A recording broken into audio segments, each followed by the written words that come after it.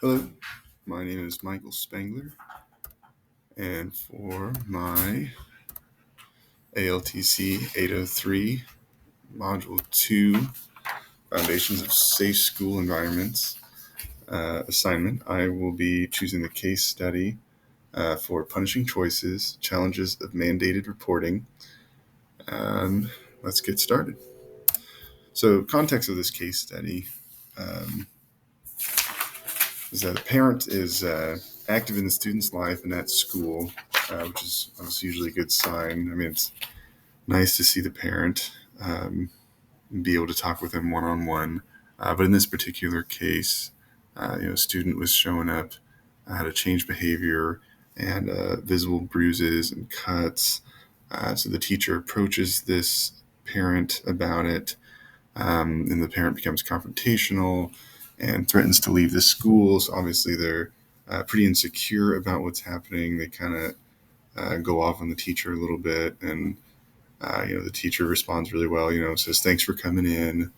I feel like she handled it pretty well. But the teacher's new to the school and trying to figure out the culture.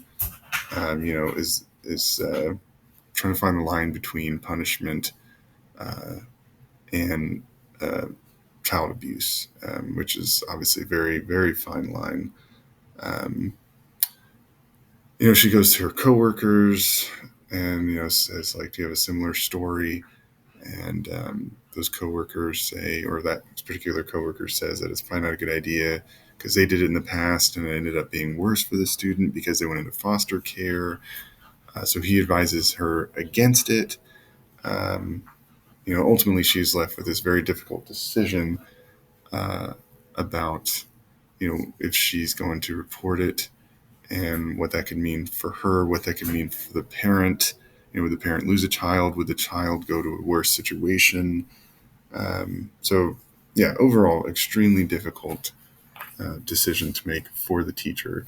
Um, so, background law and ethics. State of Kansas requires that teachers report suspected child abuse as a result of physical, mental, or emotional abuse or neglect.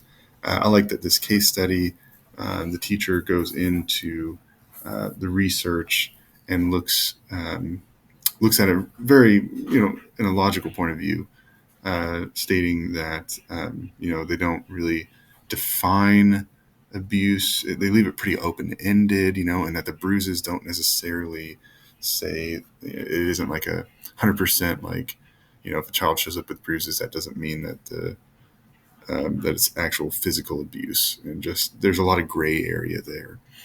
Um, I'd like to point out also that there's a lot of stress on the teacher to report, because the willful failure of a report is a Class B misdemeanor, and that this statute isn't just for teachers; it also includes firefighters, police officers, therapists, psychologists, you name it. There's quite a few in that list in the state of Kansas. The case study was in Tennessee, so it was a little bit different, but not too much.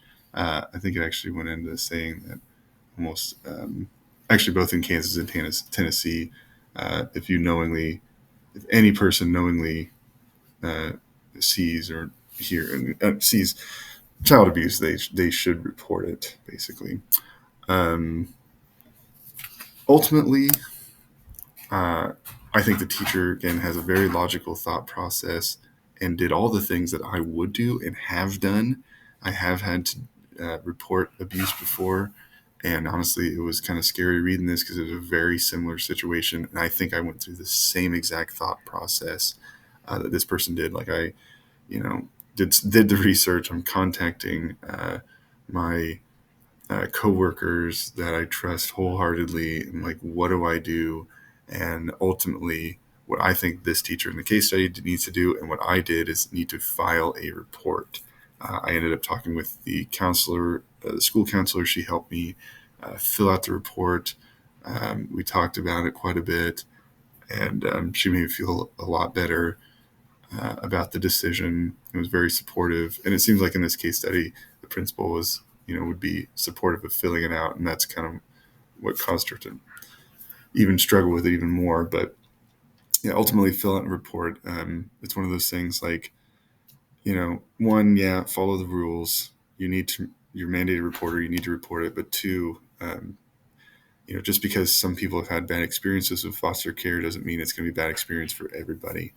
Um, that might end up turning that kid's life around. And on the other end, if you don't report it and that kid shows up with more than just bruises and cuts, or just doesn't show up at all and ends up getting, very, very hurt to the point where it's life changing for them, then that weight will be on the teacher's shoulder. And that is something that would just be worse than you know, any of the other scenarios that were laid out there.